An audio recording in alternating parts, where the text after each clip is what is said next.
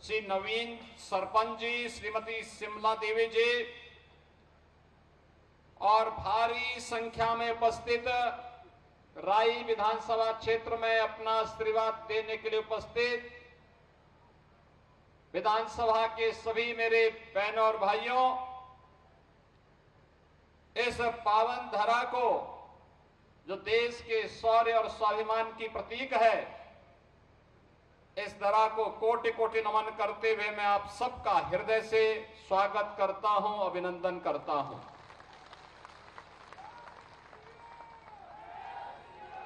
ये मेरा सौभाग्य है कि जब मैं यहां पर मंच पर आ रहा था तो मुझे सबसे पहले मंच पर आने के पूर्व स्वदेश और स्वधर्म के लिए अपना सर्वस्व न्यौछावर करने वाले राष्ट्र नायक महाराणा प्रताप के श्री चरणों में नमन करने और पुष्पांजलि करने का सौभाग्य प्राप्त हुआ। मैं अभिनंदन करता हूं आपका कि राष्ट्र नायकों का सम्मान कैसे होना चाहिए। महाराणा प्रताप की अश्वारोही ये भव्य प्रतिमा इस बात की प्रतीक है और हमें जब तक इस प्रकार के राष्ट्र नायकों का सानिध्य प्राप्त होता रहेगा, भारत का कोई बाल बांका नहीं कर पाएगा। यह कहते हुए आज मुझे आप सबके बीच में प्रसन्नता की अनुभूति हो रही है। बहनों और भाइयों, महाराणा प्रताप ने उस समय जो सबसे बड़ी विदेशी हुकूमत थी, ताकत थी, उन आक्रांताओं को चुनौती दी थी। महाराणा प्रताप की लड़ाई सत्ता की लड़ाई नहीं थी और स्वाभिमान की लड़ाई थी, स्वदेश और स्वधर्म की लड़ाई थी। उन्होंने कहा था उस समय भी कि सत्ता के लिए नहीं, अगर उन्हें केवल सत्ता ही प्यारी होती तो एक बार केवल अकबर ने तो उन्हें कहा था, एक बार केवल महाराणा लिख के ही दे दे कि हम दिल्ली के अधीन कार्य करेंगे तो उनकी सत्ता को, चित्तौड़ और मेवाड़ की सत्ता को हम छेड़ेंगे नहीं। लेकिन महाराणा ने कहा नहीं, इसकी युद्ध के मैदान में इसका फैसला होगा। और बहनों और भाइयों, महाराणा प्रताप ने उस समय की जो सबसे बड़ी चुनौती थी उसका मुकाबला करते हुए अंततः अपने जीवन के कालखंड में वे सभी किले और दुर्ग अकबर से वापस लिए थे। अकबर को उस समय उन्होंने चुनौती देते हुए किस तरीके से मेवाड़ और चित्तौड़गढ़ के स्वाभिमान और सम्मान की रक्षा करते हुए स्वदेश और स्वधर्म के लिए उन्होंने कार्य किया था, आज भी भारत के इतिहास का स्वर्णाक्षर इससे भरा पड़ा है। महाराणा प्रताप ने तत्कालीन समाज को जोड़ा था। वहां के मीना, कोल, भील, भामाशाह जैसे दानवीरों ने उनके साथ सहयोगी बनकर के उस समय भारत की रक्षा के लिए अपना सर्वस्व न्यौछावर किया था। और जिस देश में भामाशाह होंगे, जिस देश में महाराणा प्रताप जैसे स्वदेश और स्वधर्म पर सर्वस्व न्यौछावर करने वाले महावीर होंगे, उस देश का कोई बाल बांका नहीं कर सकता है। और आज जब हम राई की इस विधानसभा क्षेत्र में आए हैं आप सबका आह्वान करने के लिए, बहनों और भाइयों, ये चुनाव की लड़ाई भी हम लोगों के लिए कहीं ना कहीं एक भारत श्रेष्ठ भारत के प्रधानमंत्री मोदी जी के विजन को आगे बढ़ाने का ही एक लड़ाई है। आपने बदलते हुए हरियाणा को देखा होगा, हरियाणा की बदलती हुई तस्वीर को देखा होगा। डबल इंजन सरकार के समय हरियाणा में जो परिवर्तन हुआ है, इस परिवर्तन को देखा होगा। परिवारवाद से ऊपर उठ करके, मत और संप्रदायवाद से ऊपर उठ करके देश के लिए कार्य करने का जज्बा हो, तब देश बनता है, तब जनता जनार्दन का आशीर्वाद प्राप्त होता है। मैं पूछना चाहता हूं, कांग्रेस हो, इन लोग हो, या फिर आम आदमी पार्टी, बहनों और भाइयों, इन लोगों के एजेंडे में कहीं देश नहीं है, आम नागरिक नहीं है, गांव नहीं है, किसान नहीं है, नौजवान नहीं है, आधी आबादी, महिलाओं की आधी आबादी नहीं है। इनका एजेंडा तो संकीर्ण एजेंडा है। इनका एजेंडा तो बांटो और राज करो का एजेंडा है। इनका एजेंडा बांटने वाला है। याद करिए, ये वही कांग्रेस है जिसने कश्मीर में धारा 370 लगाई थी। 370 के खिलाफ सबसे पहले आवाज उठाई थी भारतीय जनसंघ ने।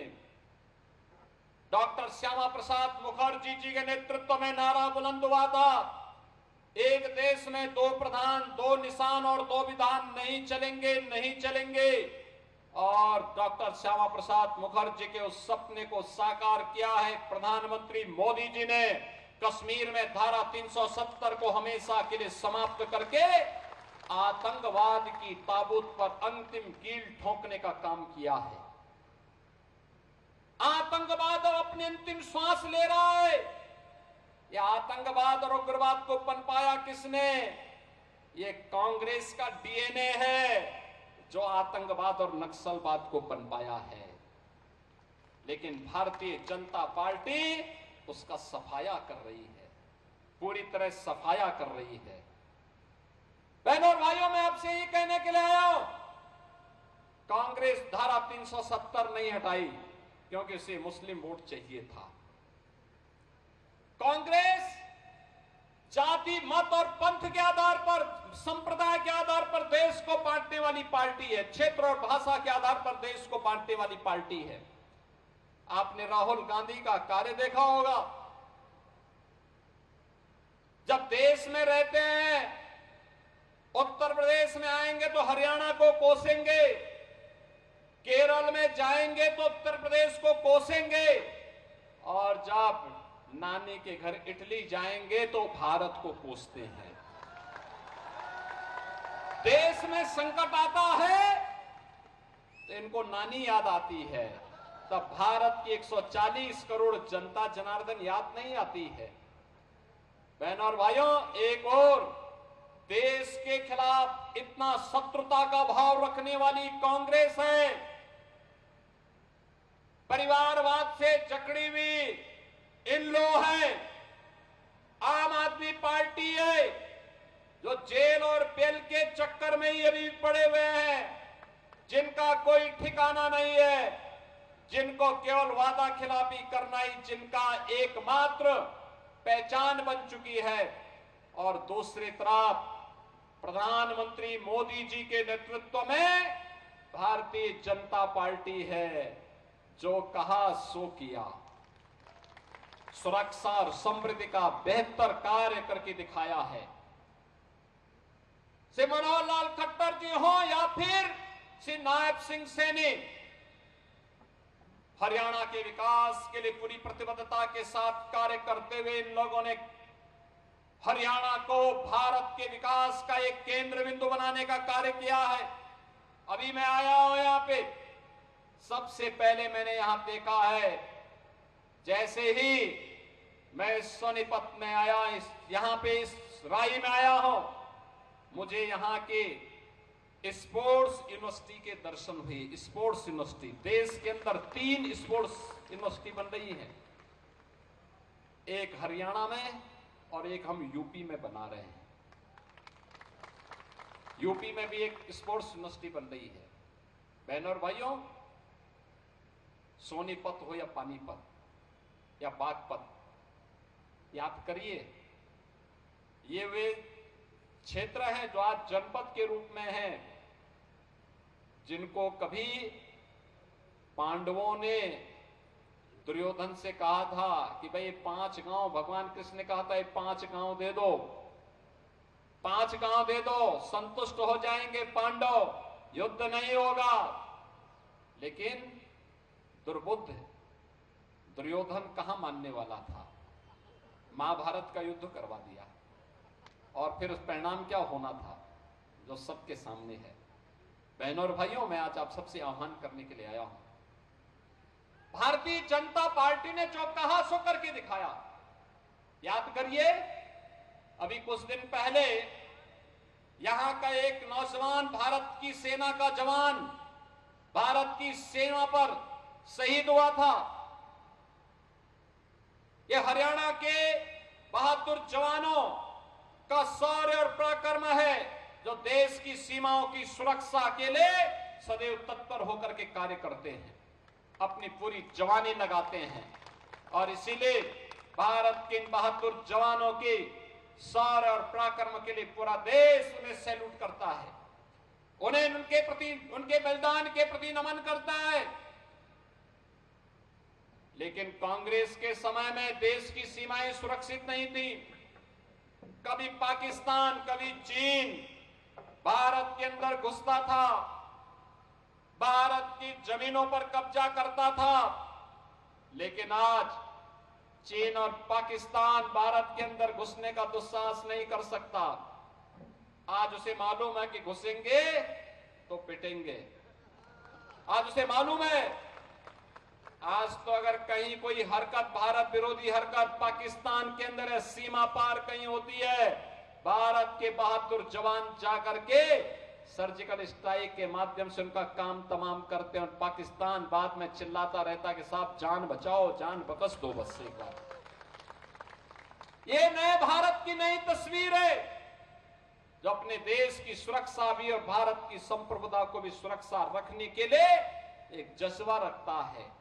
और दूसरी तरफ बहनों और भाइयों, याद करिए, मैं आया, मैंने आपसे पहले आते ही कहा राम राम।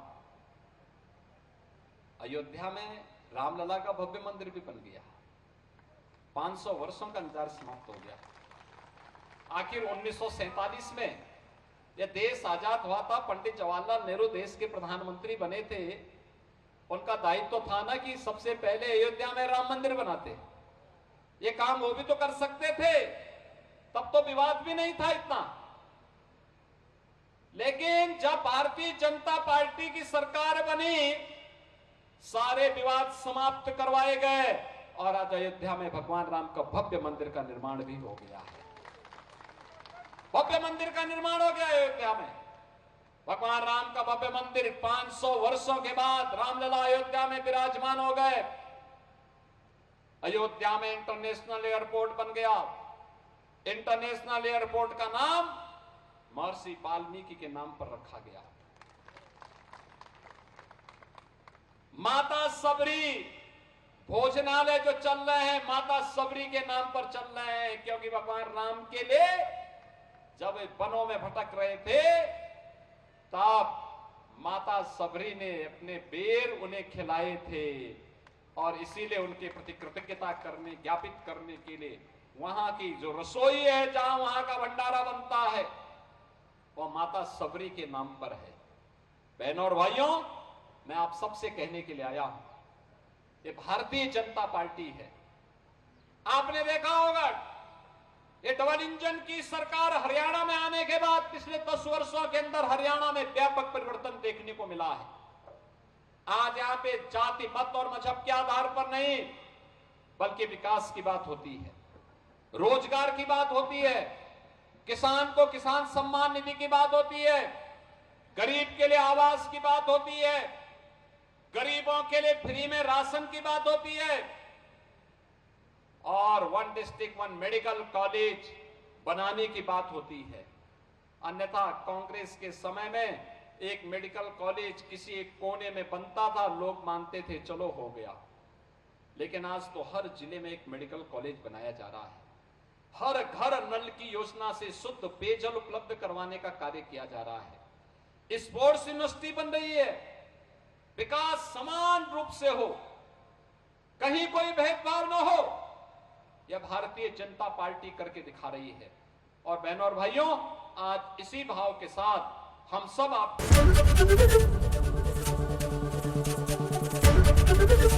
एबीपी गंगा, खबर आपकी, जुबान आपकी।